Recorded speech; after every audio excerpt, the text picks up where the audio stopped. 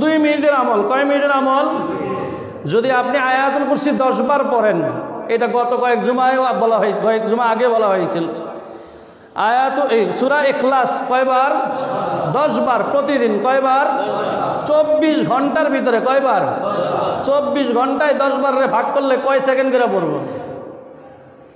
10 বার যদি কেউ তেলাওয়াত করে, আল্লাহ রাসূল সাল্লাল্লাহু আলাইহি সাল্লাম বলেছেন কিয়ামতের মাঠে আল্লাহ তাআলা এই সূরা ইখলাসের ভালোবাসার কারণে আল্লাহ তাকে জান্নাত দান করবেন এবং তার ইন্তেকালের পরে তার জানাজায় আসমান থেকে 50,000 ফেরেশতা অংশগ্রহণ করবেন।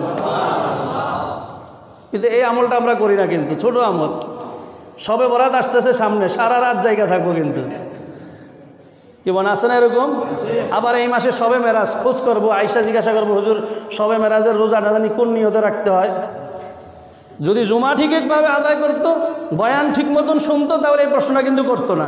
কারণ আমলের কথা, বিশেষ করে কোন মাসে কি আমল, কোন সপ্তাহে কি আমল, আলহামদুলিল্লাহ খতিব সাহেব যারা আছেন তারা এগুলা ভিতরে রাখে না, বইলেই দেয়। শবে বরাত আসলে, শবে কদর আসলে আমাদের কি করণীয়, কি বর্জনীয়, আমরা এগুলো বইলা দিই না। মুহররম আসলে কি করণীয়, কি বর্জনীয়, এগুলো বইলা দিই। তাহলে কেউ যদি ঠিক মতন থাকে, তার দ্বারা এই কথাগুলো ছুটবে না। তো এই যে সামনে আমাদের মেরাজ আসতেছে, এই মেরাজের মধ্যে আমাদের কোনো রোজা নাই, কোনো আমল নাই। মেরাজে কোনো রোজাও নাই, কোনো আমলও নাই। তাহলে আয়েশা বারবার যদি আবার জিজ্ঞাসা করে, হুজুর কেমনে জানি কোন নিয়তে রোজাটা রাখতে হয়, বুঝা গেল ওই বেচারা কি এটা শোনে নাই। এই জন্য আমাদেরকে সতর্ক থাকতে হবে।